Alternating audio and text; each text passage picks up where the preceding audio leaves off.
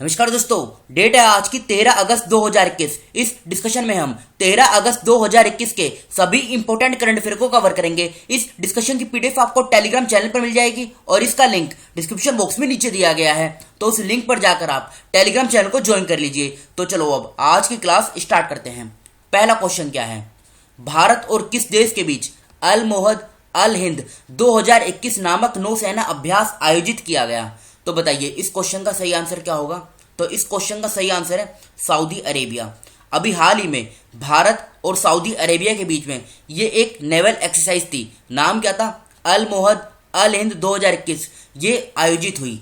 तो डी इस क्वेश्चन का सही आंसर है सऊदी अरेबिया। इसकी लोकेशन अभी हम आगे कवर करेंगे। ये जो ऑप्शन में दिए गए दूसरे देश हैं इनके बारे में हम जान लेते हैं। लेबनान, इसकी कैपिटल आप याद रखेगा। इसकी कैपिटल इंपोर्टेंट है, एग्जाम में पूछी जा सकती है। बेरूत, बेरूत किस देश की कैपिटल है? लेबनान की। कतर की बात करें तो इसकी कैपिटल क्या है? इसकी कैपिटल है दोहा। ओमान की बात करें, इसकी कैपिटल क्या है? मस्कट। मस्कट ओमान की कैपिटल है। टर्की की बात करें तो ये क्या है? अंकारा। अंकारा टर्की की कैपिटल है। ये अभी रिसेंटली एक एग्जाम में पूछी भी जा चुकी है। अब सऊदी अरेबिया की लोकेशन देखिए। ये है सऊदी अरेबिया की लोकेशन। ये इसकी कैपिटल है रियाद, जो अक्सर एग्जाम में पूछी जाती है। इसकी आप करेंसी भी याद रखेगा। करेंसी क्या है? Saudi riyal. रियाल बस आप याद रखेगा, सऊदी रियाल इसकी करेंसी है। अब देखिए ये पर्शियन गल्फ है और इधर है गल्फ ऑफ ओमान। यहाँ पर ना एक स्टेट है। इस स्टेट का नाम क्या है? इस स्टेट का नाम है स्टेट ऑफ हॉर्मूज। इसी प्रकार से ये रेड सी है और यहाँ पर है गल्फ ऑफ एडन। यहाँ पर एक स्टेट है। इस स्टेट का नाम क्या है?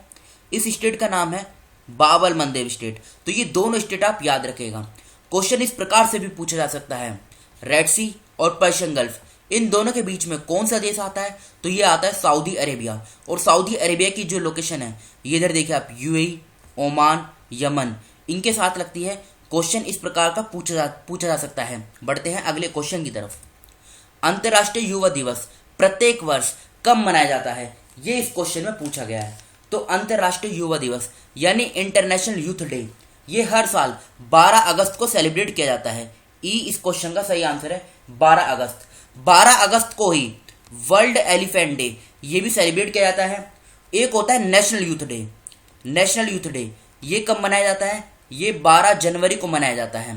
बात करें 1 अगस्त की, 1 अगस्त को मुस्लिम वुमेन राइट्स डे एक तो ये सेलिब्रेट किया जाता है। और 1 अगस्त को ही वर्ल्ड लंग कैंसर डे ये भी सेलिब्रेट किया जाता है। 7 अगस्त की बात करें तो 7 अगस्त को नेशनल हैंडलूम डे ये सेलिब्रेट किया जाता है। 9 अगस्त की बात करें, 9 अगस्त को वर्ल्ड ट्राइबल डे ये मनाया जाता है। 10 अगस्त को वर्ल्ड लायन डे और 10 अगस्त को ही वर्ल्ड बायोफील्ड डे ये सेलिब्रेट किए जाते हैं। अब एक बार आप ये लिस्ट देखिए।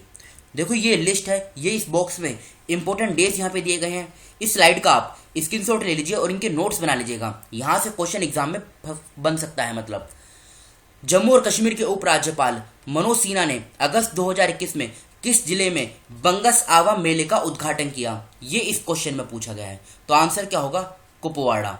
जम्मू और कश्मीर के जो उपराज्यपाल हैं मनोज सिन्हा, इन्होंने अगस्त 2021 में कुपवाड़ा जिले में बंगस आवा मेले का उद्घाटन किया। वहां पर ना एक घाटी है बंगस वैली जहां पर इसको आयोजित किया गया।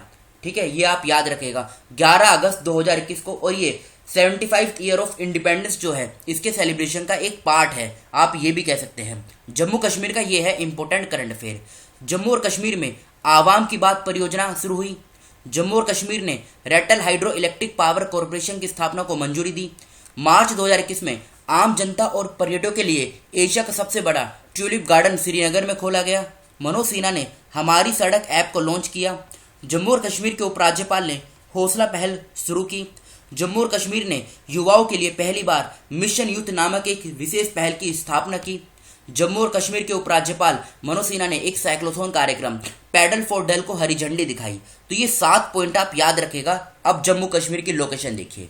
ये है जम्मू कश्मीर की लोकेशन। इसके आसपास के राज्य और केंद्र शासित प्रदेश की बात करते हैं। लद्दाख, पंजाब और हरियाणा। हरियाणा नहीं, हिमाचल प्रदेश।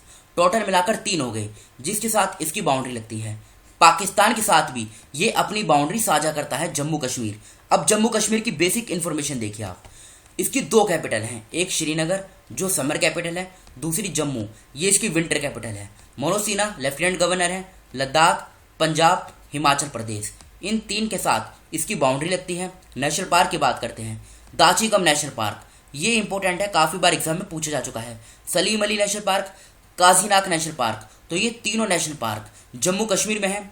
जम्मू कश्मीर और लद्दाख दोनों एक साथ यूटी बने थे 31 अक्टूबर 2019 को। देखो यहाँ की जो हाई कोर्ट है ना, उसका नाम चेंज कर दिया गया।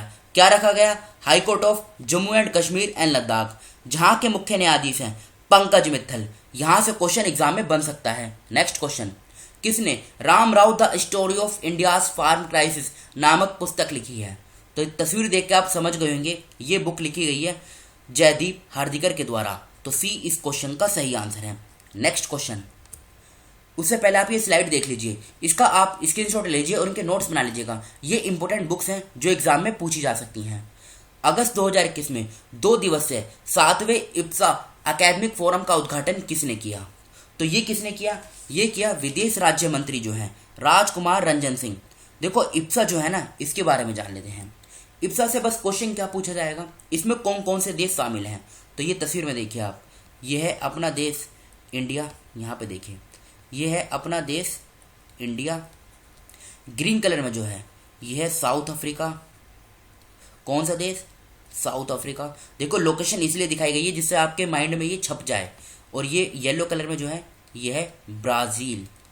तो भारत, ब्राज़ील और साउथ अफ्रीका, ये तीनों देश मिला, मतलब ये तीनों देश इसके मेंबर हैं, इनको मिलाकर बनता है इप्सा। ये ग्रुप है, ये मेंबर आप याद रखेगा। क्वेश्चन पता है किस प्रकार का पूछा जाएगा?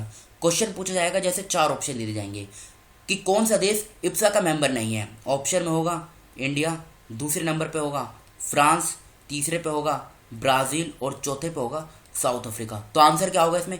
फ्रांस होगा ना, फ्रांस इसका मेंबर नहीं है। अगर आपको देखो 3 ही तो मेंबर हैं, बहुत आराम से याद हो जाएंगे। बस ये 3 मेंबर आप याद रखेगा, भारत, साउथ अफ्रीका और ब्राज़ील। वैश्विक युवा विकास सूचकांक 2020 में भारत का कौन सा स्थान है? तो आप ये जान लीजिए, ग्लोबल यूथ डेवलपमेंट इंडेक्स 2020 सबसे पहले ये जारी किसके द्वारा किया जाता है?